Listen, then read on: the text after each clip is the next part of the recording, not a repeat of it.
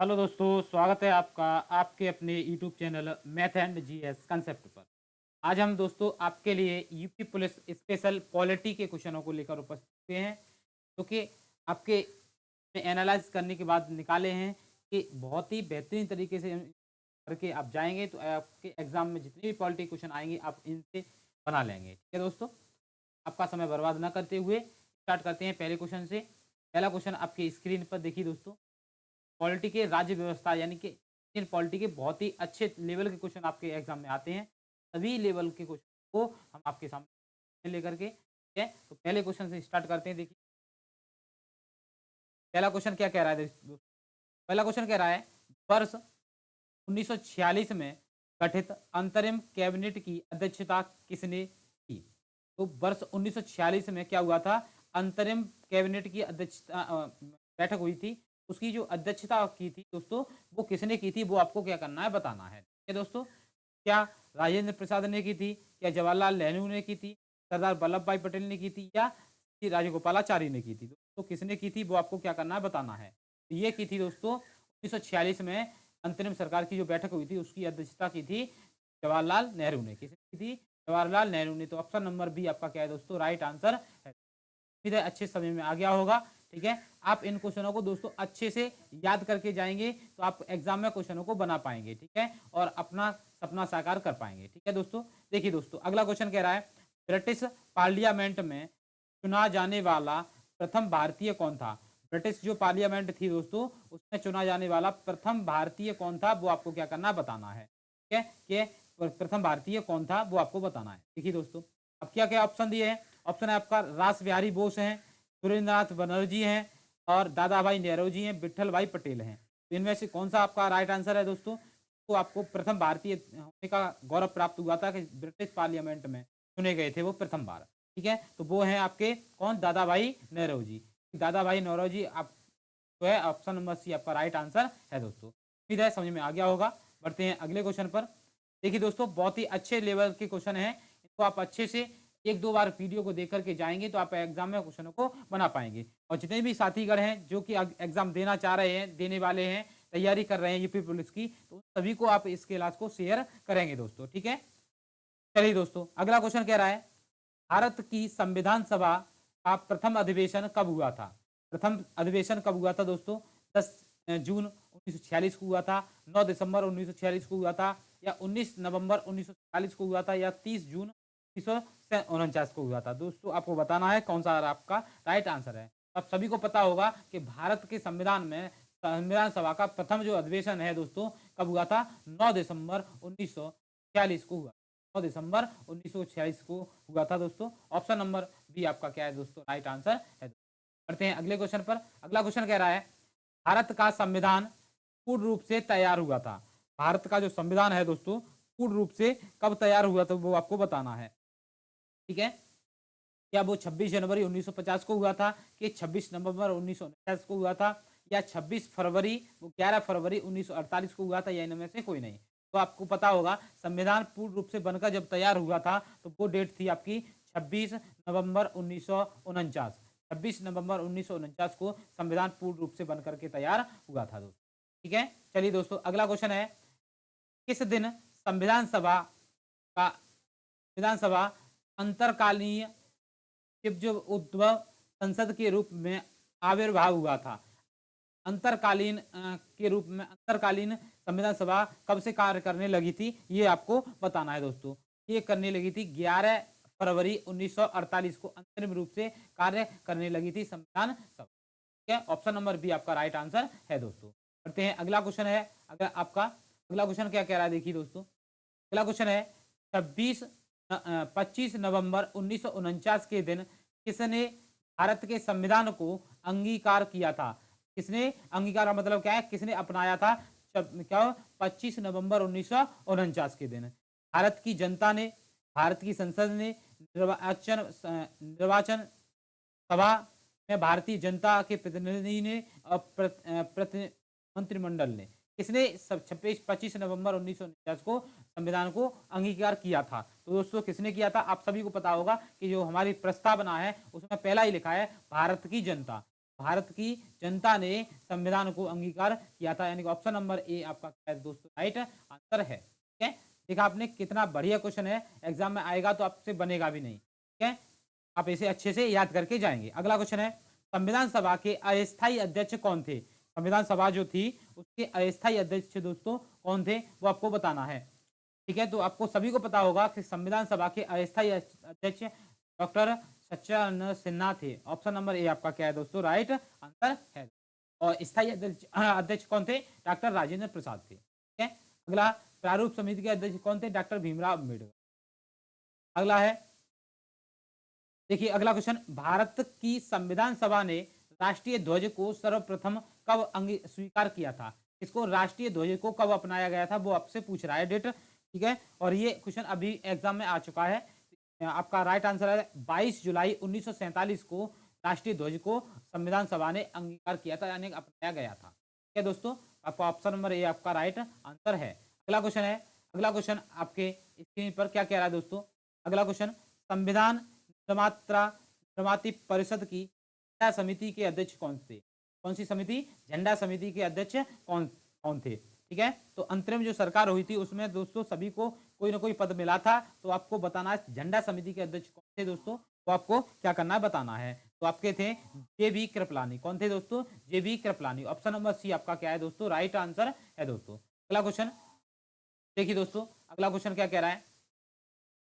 अगला क्वेश्चन आपकी स्क्रीन पर क्वेश्चन नंबर 10 क्या कह रहा है दोस्तों? क्वेश्चन कह रहा है, भारतीय संविधान सभा की प्रारूप समिति के अध्यक्ष कौन थे?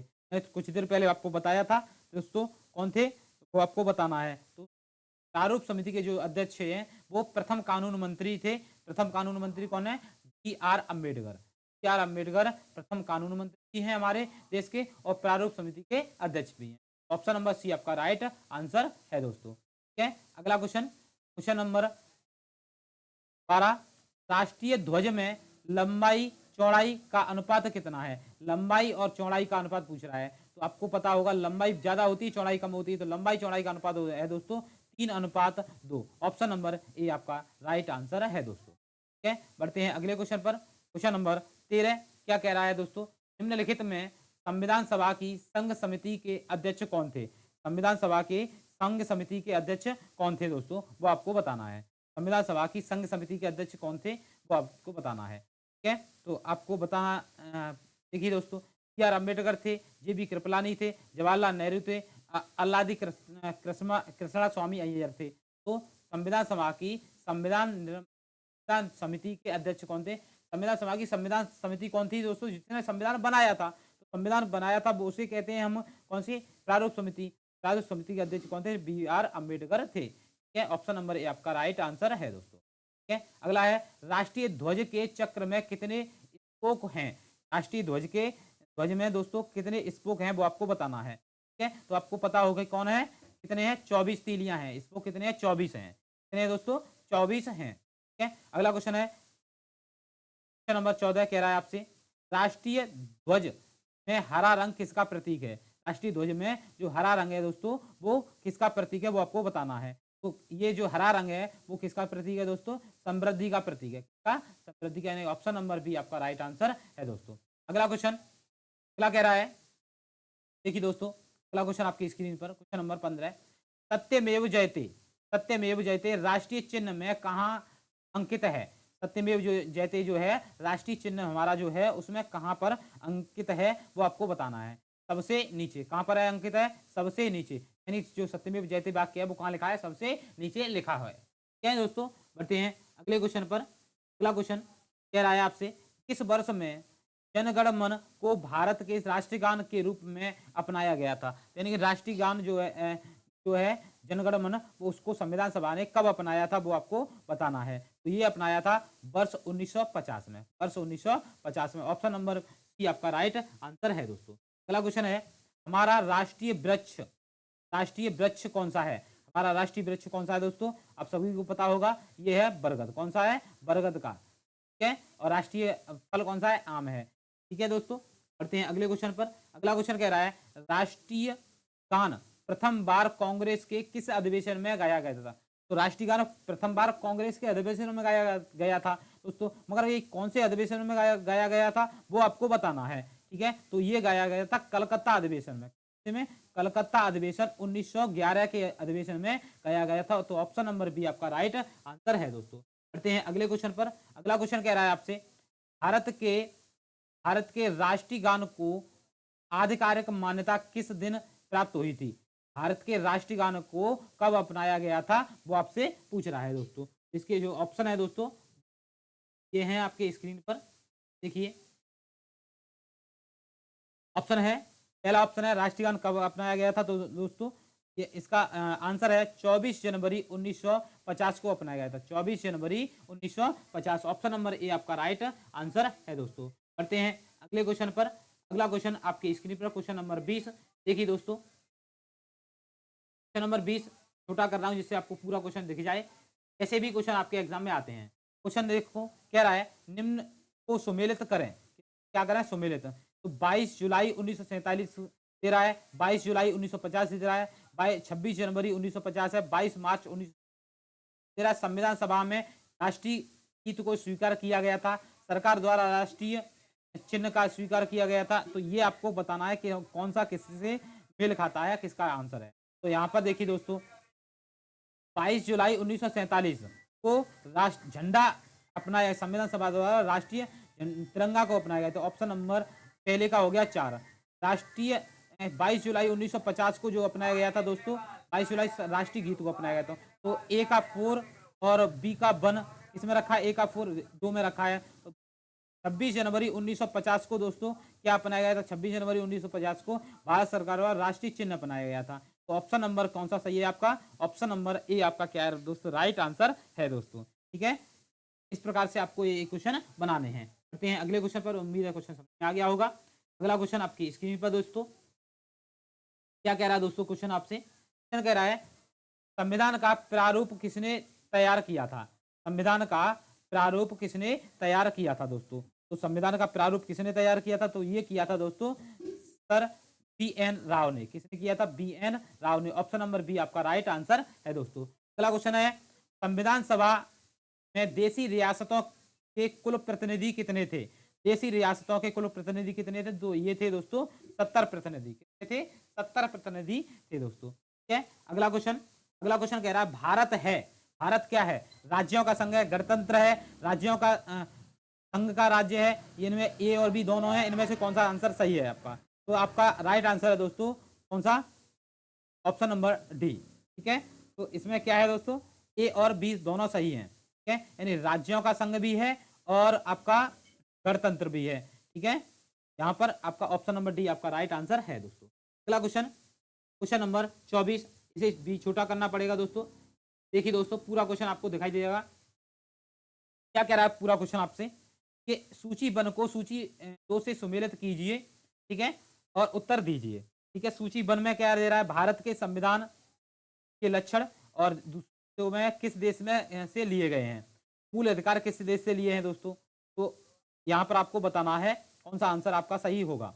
तो देखिए दोस्तों, मूल अधिकार दोस्तों किससे लिए गए? संयुक्त राज्य अमेरिका से लिए गए। शासन की संघीय प्रणाली जो दोस्तों यूके से ली गई है। ठीक है, आपातकाल के उपबंध दोस्तों किससे लिए गए हैं? तो ये लिए गए किससे? जर्मनी से। और राज्य के नीति निर्देशक तत्व जो है दोस्तों वो किससे लिए गए हैं? वो लिए गए आयरलैंड। तो आपका जो राइट आंसर है दोस्तों कौन सा हो जाएगा? ए का दूसरा, सी का आपका हो जाएगा पहला। तो आपका किस में रखा है? ऑप्शन नंबर सी आपका राइट आंसर है दोस्तों। अच्छे से इन सभी को आप याद कर लेंगे। ठीक है, तो यहाँ से भी क्वेश्चन आपके बनते हैं। करते हैं अगले क्वेश्चन पर। अगला क्वेश्चन आपकी स्क्रीन पर क्या कह रहा है दोस्तों? देखिए, क्वेश्चन कह रहा है आपसे, देखिए दोस्तों क्वेश्चन दिया है आपके स्क्रीन, प्रस्तावना से क्या लिया गया? क्या कहना चाह रहा है क्वेश्चन आपसे? प्रस्तावना मौलिक अधिकारों की जानकारी देती है, संविधान के बारे में संक्षिप्त जानकारी देती है। तो आपका यही आंसर क्या है दोस्तों? राष्ट्र आंसर है संविधान। जो प्रस्तावना है संविधान के बारे में संक्षिप्त जानकारी देती है। ठीक है, तो ऑप्शन नंबर बी आपका राइट आंसर हो गया है। बढ़ते हैं अगले क्वेश्चन पर। क्वेश्चन अगला कह रहा है, भारतीय संविधान की प्रस्तावना में धर्मनिरपेक्ष शब्द किस संशोधन द्वारा जोड़ा गया? तो आप सभी को पता होगा कि ये किससे जोड़ा गया है? तो ये जोड़ा गया 42वें संविधान संशोधन से। धर्मनिरपेक्ष, अखंडता, ये जो है शब्द है दोस्तों प्रस्तावना में जोड़े गए हैं। और प्रस्तावना पहली बार जो संशोधन हुआ था वो भी 42वें संविधान संशोधन के द्वारा 1976 में हुआ था दोस्तों। ठीक है, अगला क्वेश्चन है आपकी स्क्रीन पर। क्वेश्चन कह रहा है भारत को गणराज्य मुख्य रूप से इसलिए माना जाता है क्यों माना जाता है वो आपको बताना है। क्योंकि राज्य अध्यक्ष का चुनाव होता है। क्यों माना जाता है दोस्तों? राज्य अध्यक्ष का चुनाव होता है इसलिए माना जाता है। ऑप्शन नंबर ए आपका राइट आंसर है दोस्तों। बढ़ते हैं अगले क्वेश्चन पर।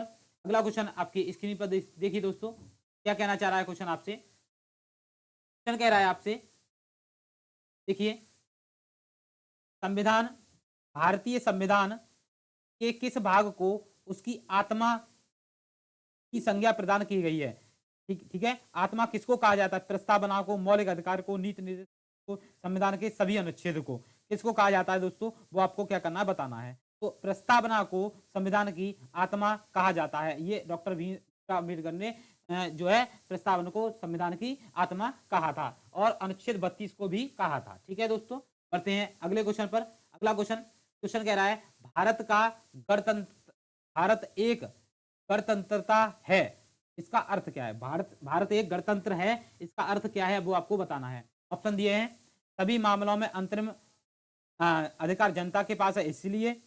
ठीक है, तो आपको यहां से बताना है भारत में वंशानुगत शासन नहीं है इसलिए, भारत में संसदीय प्रशासन व्यवस्था है राज्यों में। तो यहाँ पर ये भी सही है, ये भी सही है। यहाँ पर पूछ क्या रहा है दोस्तों, इसका अर्थ है, इसका अर्थ ये है कि भारत में गणतंत्र है मतलब वंशानुगत नहीं है। ठीक है, तो ऑप्शन नंबर सी आपका क्या है दोस्तों, राइट आंसर है दोस्तों। बढ़ते हैं अगले क्वेश्चन पर। अगला क्वेश्चन आपकी स्क्रीन पर क्या कहना है क्वेश्चन आपसे, देखिए दोस्तों। क्वेश्चन कह रहा है आपसे, निम्नलिखित में से क्या प्रस्तावना से स्पष्ट उभरता है?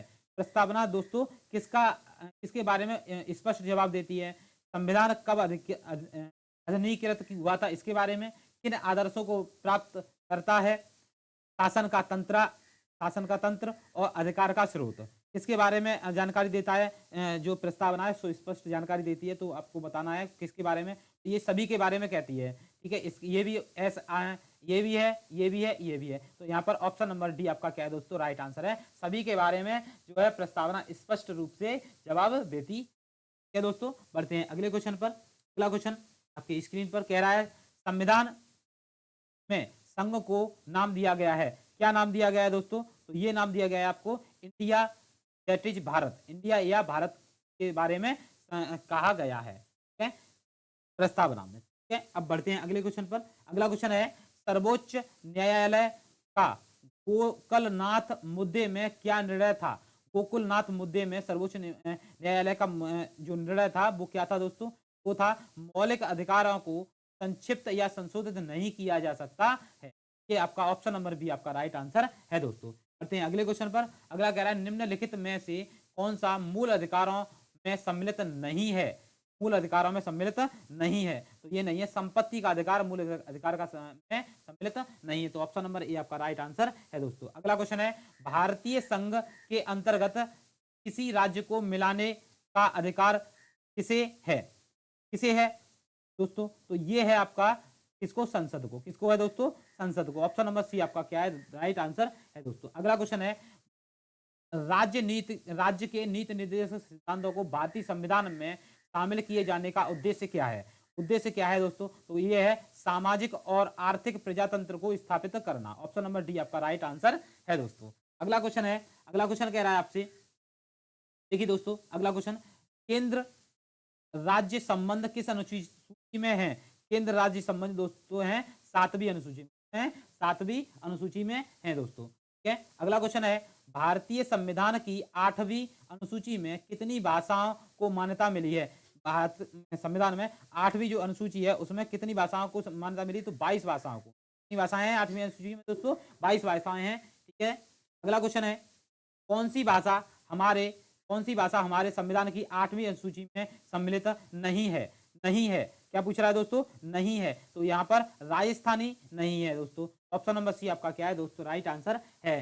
अगला क्वेश्चन है, भारत के संविधान में अंतरराष्ट्रीय शांति और सुरक्षा की अभिवृद्धि का उल्लेख है, किसमें है दोस्तों? वो आपको बताना है। तो ये है आपके राज्य के नीति निर्देशक सिद्धांतों में। ठीक है, ऑप्शन नंबर बी आपका राइट आंसर है दोस्तों। अगला क्वेश्चन है, भारतीय संविधान में मौलिक कर्तव्यों को सम्मिलित किया गया है? भारतीय संविधान में मौलिक कर्तव्यों को सम्मिलित किया गया है, तो ये किया है 42वें संविधान संशोधन से। ठीक है, ऑप्शन नंबर बी आपका राइट आंसर हो गया है। बढ़ते हैं अगले क्वेश्चन पर। अगला क्वेश्चन दोस्तों देखिए आपकी स्क्रीन पर क्या कहना चाह रहा है क्वेश्चन आपसे। देखिए क्वेश्चन कह रहा है सूची वन को सूची 2 से मिलान कीजिए और उत्तर दीजिए। भारत का राष्ट्रपति, सर्वोच्च न्यायालय निर्वाह, संसद सदस्य, निष्ठा, संसद में मित्र। ये यहाँ से आपको मैच करना है किसका आंसर क्या होगा। ठीक है दोस्तों, तो यहाँ पर आपका जो राइट आंसर है दोस्तों कौन सा है? ऑप्शन नंबर सी आपका राइट आंसर है। यानी कि भारत का जो राष्ट्रपति है वो संविधान के लिए के प्रति श्रद्धा रखता है और निष्ठा रखता है। ठीक है, और जो आपका सर्वोच्च न्यायालय जो है वो संविधान के मर्यादा का बनाए रखता है। ठीक है, तो ये इस प्रकार से संसद जो सदस्य हैं जो हैं आपके वो कर्तव्यों की निष्ठा का न्यायाधीशों की निष्ठा पूर्वक न्याय करते हैं और संघ में मंत्री जो है सूचना की गोपनीयता रखते हैं। ठीक है दोस्तों, तो अगला क्वेश्चन है आपकी स्क्रीन पर, ऑप्शन नंबर सी आपका राइट आंसर हो गया है। अगला है आपका 42वां क्वेश्चन। क्या कह रहा है दोस्तों 42वां क्वेश्चन आपसे? कह रहा है देखिए, नागरिकों नागरिकों के मूल कर्तव्यों की सूची भारतीय संविधान के किस अनुच्छेद में दी गई है? किस अनुच्छेद में दी गई है दोस्तों वो आपको बताना। तो ये दी गई 51A, ऑप्शन नंबर बी आपका दोस्तों राइट आंसर है दोस्तों। अगला क्वेश्चन है क्वेश्चन नंबर 43। क्या कह रहा है दोस्तों आपसे? क्वेश्चन कह रहा है निम्न में से कौन सा भारत के संविधान द्वारा प्रत्याभूत मौलिक अधिकार है? प्रत्याभूत मौलिक अधिकार है दोस्तों, तो आपका है ये समानता का अधिकार। कौन सा है? समानता का अधिकार है। कौन सा है? समानता का अधिकार, ऑप्शन नंबर डी आपका राइट आंसर है। अगला क्वेश्चन है भारतीय संविधान निम्न में से कौन सी नागरिकता प्रदान करता है? भारतीय जो संविधान है दोस्तों कौन सी नागरिकता प्रदान करता है हमें वो आपको बतानी है। ठीक है, तो यहाँ पर जो आपका राइट आंसर है दोस्तों एकल नागरिकता। हमारे संविधान में सिर्फ और सिर्फ एकल नागरिकता का प्रावधान है, तो ऑप्शन नंबर डी आपका राइट आंसर है दोस्तों। अगला क्वेश्चन है मौलिक अधिकारों का संरक्षक कौन है? मौलिक अधिकारों का संरक्षक कौन है? तो संरक्षक होता है सर्वोच्च न्यायालय। कौन होता है दोस्तों? सर्वोच्च न्यायालय होता है। ठीक है, ऑप्शन अनुच्छेद 32 के अनुसार। अगला क्वेश्चन है नीति निर्देशक सिद्धांत है। नीति निर्देशक जो सिद्धांत है दोस्तों क्या है ये है आपके बाद योग्य नहीं है, बाद योग्य नहीं है। ऑप्शन नंबर बी आपका राइट आंसर है। अगला क्वेश्चन है निम्न में से किस की संस्तुति के आधार पर मूल कर्तव्यों में संबंधित प्रावधानों को भारत संविधान में जोड़ा गया था? किसके आधार पर जोड़ा गया था दोस्तों? तो ये जोड़ा गया था ऑप्शन नंबर सी स्वर्ण सिंह समिति, सरदार स्वर्ण सिंह समिति के आधार पर जोड़ा गया था दोस्तों। अगला क्वेश्चन है भारत की नागरिकता निम्न में से किस प्रकार से प्राप्त की जा सकती है? भारत की नागरिकता दोस्तों किसके आधार पर प्राप्त की जा सकती है? तो दोस्तों ये जन्म से, वंशानुगत से, देशीकरण से, उपरोक्त तो सभी आपका यहाँ पर right answer option number A हो गया है। ठीक है, बढ़ते हैं अगला क्वेश्चन है। अगला कह रहा है भारतीय नागरिकों के मौलिक अधिकारों पर निम्न में से कौन कौन विवेक संगत प्रतिबंध लगा सकता है? कौन प्रतिबंध लगा सकता है दोस्तों? तो यहाँ पर सर्वोच्च न्यायालय, संसद, मंत्रिपरिषद की सलाह पर। तो यहाँ पर कोई भी आंसर क्या है दोस्तों? राइट आंसर नहीं है। यहाँ पर कोई भी प्रतिबंध नहीं लगा सकता है। ठीक है, ऑप्शन नंबर डी आपका राइट आंसर हो गया है। अगला क्वेश्चन है, अगला कह रहा है भारतीय संविधान के अनुच्छेद 352 के अनुसार राष्ट्रीय आपातकाल। अब ध्यान से एक और क्वेश्चन बनेगा 352 में क्या दिया गया है? राष्ट्रीय आपातकाल दिया गया है। ये क्वेश्चन हो गया कि घोषणा निम्न में से किन परिस्थितियों में की जा सकती है? ठीक है, तो कौन सी परिस्थिति है दोस्तों? तो ये होती है युद्ध, बाह्य आक्रमण और सशस्त्र विद्रोह। ठीक है, ऑप्शन नंबर डी आपका क्या है दोस्तों? राइट आंसर है दोस्तों। ठीक है, बढ़ते हैं अगले क्वेश्चन पर। अगला क्वेश्चन कह रहा है आपसे आपातकाल पर विचार करने के लिए लोकसभा के न्यूनतम 1/10 सदस्य या राष्ट्रपति को सदन की बैठक अनिवार्य रूप से बुलाए जाने की लिखित मांग कर सकते हैं। ऐसी मांग की प्राप्त कितने दिनों के भीतर सदन के अध्यक्ष या राष्ट्रपति को विशेष बैठक बुलानी पड़ेगी? कितने दिनों के भीतर बुलानी पड़ेगी वो आपको क्या करना है बताना है।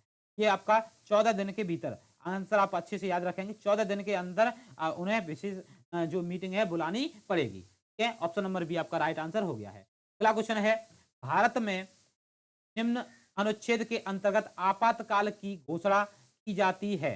तो किस अनुच्छेद के आधार पर भारत में अनुच्छेद के आधार पर आपातकाल की घोषणा की जा सकती है दोस्तों? तो वो है आपका 352। ठीक है, कौन सा? 352। वैसे इनमें से 356 भी सही है मगर और 360 भी है, मगर ये कह रहा है अंतर्गत अंतरिम जो है वो की जाती है 352 की। ठीक है, अगला क्वेश्चन आपकी स्क्रीन पर कह रहा है सदन के दोनों सदनों संसद के दोनों सदनों को कितने दिन के अंदर युद्ध अथवा बाहरी आक्रमण के कारण उत्पन्न आपातकालीन स्थिति की घोषणा करने की मंजूरी मंजूरी है? तो कितने दिन के अंदर कर सकता है वो? तो ये कर सकता है 1 महीने के अंदर। कितने दिन के? 1 मंथली 30 दिन के अंदर कर सकता है। अगला क्वेश्चन है संविधान के किस अनुच्छेद के अंतर्गत राज्यसभा नई अखिल भारतीय प्रशासनिक सेवाओं की रचना रचना प्रस्तावित कर सकती है? तो कौन से अनुच्छेद के अनुसार राज्यसभा जो है अखिल भारतीय प्रशासनिक सेवाओं की रचना कर सकती है दोस्तों? वो आपको क्या करना है, बताना है। तो अनुच्छेद 249 अनुच्छेद कौन सा है? 249 के आधार पर ये काम राज्यसभा कर सकती है। अगला क्वेश्चन है आपकी स्क्रीन पर क्वेश्चन नंबर 55 कह रहा है भारत में संविधान के किस अनुच्छेद में अस्पृश्यता यानी कि छुआछूत समाप्त करने के लिए प्रावधान किया गया? अस्पृश्यता जो है दोस्तों छुआछूत के बारे में, और यह अनुच्छेद नंबर 17 में दिया गया है। अनुच्छेद 17 में दिया गया है। ठीक है दोस्तों, बढ़ते हैं अगले क्वेश्चन पर। अगला कह रहा है संविधान का निम्नलिखित में कौन सा अनुच्छेद सेंसरशिप को निषेध करता है? सेंसरशिप को क्या करता है? निषेध यानी कि प्रतिबंधित करता है दोस्तों। कौन सा है? अनुच्छेद 19 करता है। क्या करता है? अनुच्छेद में ही बोलने की स्वतंत्रता के बारे में कहा गया है, अनुच्छेद 19 वन ए में। ठीक है, बढ़ते हैं अगले क्वेश्चन पर। अगला क्वेश्चन आपकी स्क्रीन पर दोस्तों देखिए, क्वेश्चन कह रहा है निम्नलिखित को सुमेलित करें। छुआछूत का जो अंत है दोस्तों किसमें दिया गया है? ठीक है, वो बताना है। उपाधियों का अंत किसमें है? तो उपाधियों का अंत तो आप सभी को पता होगा 18 में है। ठीक है, तो बी का हो गया 4, बी का 4 इसमें भी है, इसमें 2 में दिया गया है। ठीक है, तो यहाँ पर आपका कौन सा आंसर सही होगा वो आपको बताना है। अब देखिए छुआछूत का जो अंत है दोस्तों वो 15 में भी है अस्पष्टता, और यहाँ पर स्पष्ट रूप से 17 में भी है अस्पष्टता के रूप में। छुआछूत उन्मूलन जो दिया है 15 में दिया। उपाधियों का अंत 18 में हो गया। बाल श्रम पर निषेध जो है बालक जो है किसी भी कल कारखाने में काम नहीं करेंगे, ये कहा गया है दोस्तों किसमें? आपका ये कहा गया है 24 में। 24 में कहा मानव या मानव अंगों की तस्करी पर प्रतिबंध है, वो अनुच्छेद किसमें? 23 में। आप अच्छे से इन अनुच्छेदों को याद करेंगे तो यहाँ पर आपका जो राइट आंसर है वो कौन सा हो गया? ऑप्शन नंबर सी आपका राइट आंसर हो गया है। बढ़ते हैं अगले क्वेश्चन पर। अगला क्वेश्चन भी इसी प्रकार से है दोस्तों, कह रहा है आपसे को सुमेलित कीजिए। क्या करना है दोस्तों? सुमेलित करना है। ठीक है, तो देखिए अंतरराज्यीय परिषद, अंतरराज्यीय परिषद दोस्तों किसमें है? तो ये होती है अनुच्छेद 263 में। ठीक है, वित्त आयोग जो है दोस्तों वो किसमें होता है? वित्त आयोग दोस्तों होता है किसमें? अनुच्छेद 280 में। प्रशासनिक अधिकरण जो दोस्तों किसमें है? ये है 315 में। और संघ लोक सेवा आयोग जो है वो किसमें है दोस्तों? 123 ए में है। तो आपका यहाँ से कौन सा आंसर? ऑप्शन नंबर डी आपका राइट आंसर हो गया है। बढ़ते हैं अगले क्वेश्चन पर। इन क्वेश्चनों को अच्छे से याद करके चलें आप, इनसे क्वेश्चन आपके एग्जाम में जरूर बनेंगे। अगला क्वेश्चन कह रहा है निम्नलिखित को सुमेलित करें। निम्नलिखित को सुमेलित करें दोस्तों। भाग वन किसके बारे में कहता है? भाग वन जो है दोस्तों वो कहता है आपका संघ एवं संघ शासित प्रदेश के बारे में। भाग 3 जो है दोस्तों वो किसके बारे में कहता है? भाग 3 कहता है आपका मूल अधिकार के बारे में। भाग 9 जो है वो कहता है दोस्तों पंचायत के बारे में। और भाग 2 जो है वो नागरिकता के बारे में। ठीक है, तो आपका यहाँ पर ऑप्शन नंबर डी आपका क्या हो गया? राइट आंसर हो गया है। बढ़ते हैं अगले क्वेश्चन पर। अगला क्वेश्चन कह रहा है आपसे निम्नलिखित को सुमेलित कीजिए। ठीक है, तो अनुच्छेद 61, अनुच्छेद 61 जो है दोस्तों राष्ट्रपति के महाभियोग के बारे में है, कहता है। अनुच्छेद जो है 67 दोस्तों किसमें के बारे में कहता है? तो ये कहता है उपराष्ट्रपति के पद के बारे में, पद के हटाने के बारे में। अनुच्छेद 94 जो है दोस्तों वो किसके बारे में कहता है? वो कहता है संघ लोक सेवा लोक अध्यक्ष के पद को हटाने के बारे में। और अनुच्छेद जो है 90 वो कहता है राज्यसभा के उपसभापति को हटाने के बारे में। ठीक है, तो ये आप अच्छे से इंपोर्टेंट लगा दें यहाँ पर, ये आप यहाँ से क्वेश्चन बनेगा। तो ऑप्शन नंबर ए आपका राइट आंसर हो गया है। बढ़ते हैं अगले क्वेश्चन पर। अगला क्वेश्चन क्वेश्चन नंबर 61 कह रहा है आपसे निम्नलिखित को सुमेलित करें। सुमेलित करना है यहाँ भी आपको। अब कह रहा है 1950 में दोस्तों क्या हुआ था वो आपको पता होना चाहिए, तब आपको लगा पाएंगे। तो 1950 में दोस्तों जम्मू कश्मीर जो है पृथक संविधान कर किया गया था 1950 में। तो 1950 ए का कितना हो गया? 4 हो गया। अब कह रहा है 1952 जो है दोस्तों वो कौन सा होगा? 1952 जो है दोस्तों वो किसके बारे में कहता है? यहां से देखिए दोस्तों 1950, यहाँ पर ये गलत है। यहाँ पर देखिए दोस्तों, यहाँ से ध्यान से समझेंगे आप।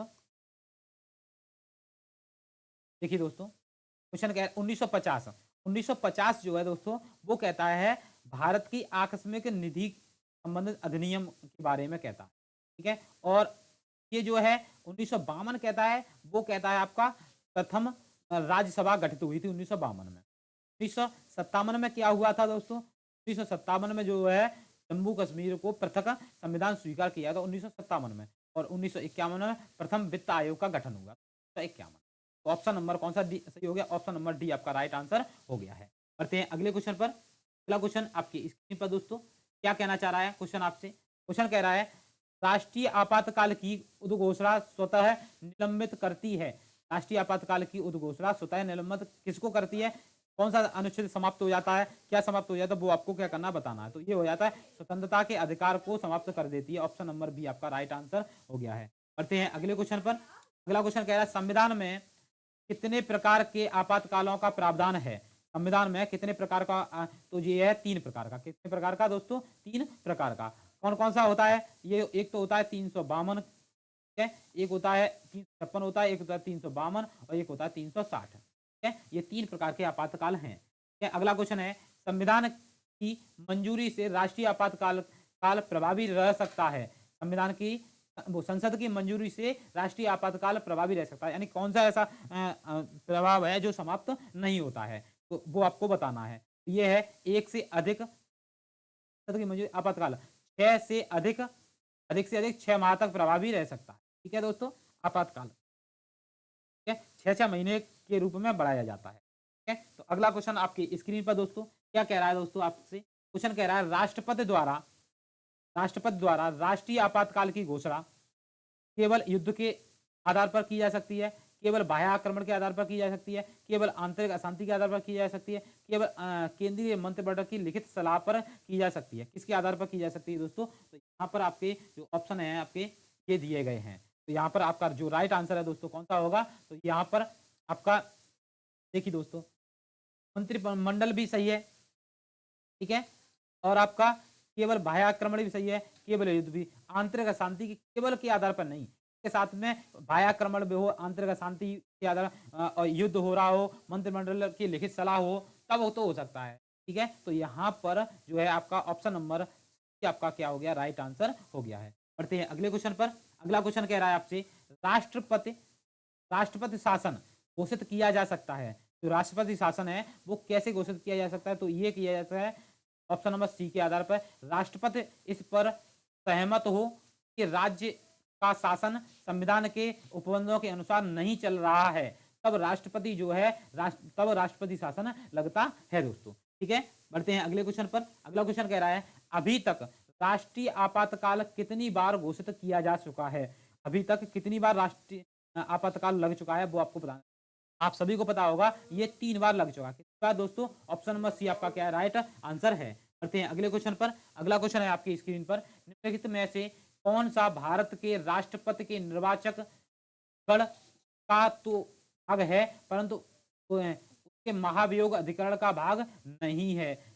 अधिकरण का भाग नहीं है वो आपको बताना है। यहाँ पर है राज्यों की विधान परिषद है, राज्यों की Vidhan Parishad. Option number C आपका राइट आंसर है दोस्तों। बढ़ते हैं अगले क्वेश्चन पर। अगला क्वेश्चन कह रहा है राष्ट्रपति के निर्वाचन में राज्य का मुख्यमंत्री मतदान करने के लिए पात्र नहीं होता है, नहीं होता है, ये आपको बताना है। तो किसके कारण? तो ये है वह राज्य विधानमंडल में उच्च सदन का सदस्य हो तो नहीं होगा। तो ऑप्शन नंबर सी आपका क्या है? राइट आंसर है दोस्तों। बढ़ते हैं अगले क्वेश्चन पर।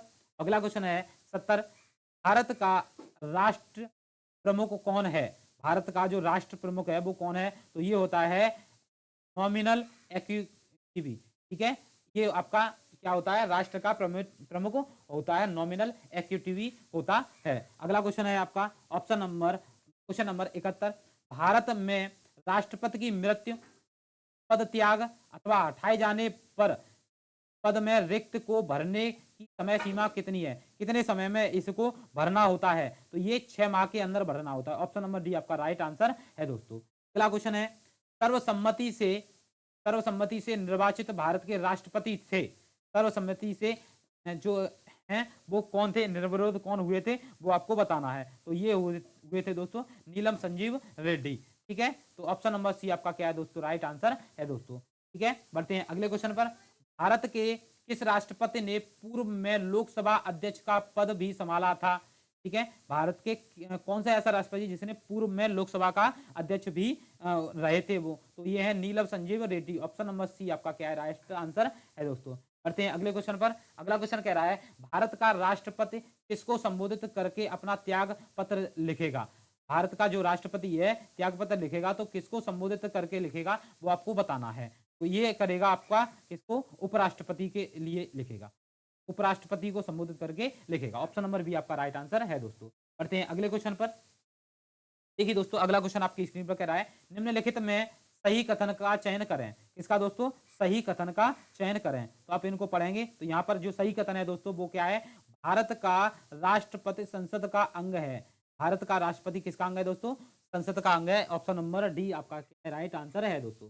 बढ़ते हैं अगला क्वेश्चन है, राष्ट्रपति के विरुद्ध महाभियोग का आरोप लगाकर उसे हटाने का प्रस्ताव पारित होना चाहिए, पारित होना चाहिए। तो यहाँ पर ये आपका आंसर है, संसद के जांच करने वाले सदन के 2/3 बहुमत से पास होना चाहिए। तो जो है महाभियोग से राष्ट्रपति को हटाया जा सकता है दोस्तों।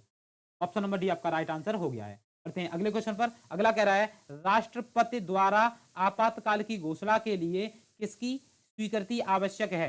राष्ट्रपति द्वारा आपातकाल की घोषणा के लिए किसकी स्वीकृति होनी चाहिए, तब राष्ट्रपति आपातकाल लगा सकता है। ठीक है दोस्तों, ये आपको बताना है। यहाँ पर है संसद की अनुमति लेनी पड़ेगी, की संसद की। तो ऑप्शन नंबर बी आपका राइट आंसर है दोस्तों। बढ़ते हैं अगले क्वेश्चन पर। अगला कह रहा है, राष्ट्रपति शासन अधिकतम लगाया जा सकता है, अधिकतम कितने माह या वर्ष समय के लिए लगाया जा सकता है, वो आपको बताना है दोस्तों। तो इसका जो राइट आंसर है दोस्तों, 6 माह के लिए अधिकतम लगाया जा सकता है, एक बार में 6 माह के लिए। ठीक है, इसके बाद उसे आप बढ़ा भी सकते हैं। ठीक है, अगला क्वेश्चन आपकी स्क्रीन पर दोस्तों क्या कह रहा है दोस्तों, देखिए क्वेश्चन कह रहा है, थल, वायु और नौसेना प्रमुखों की नियुक्ति कौन करता है?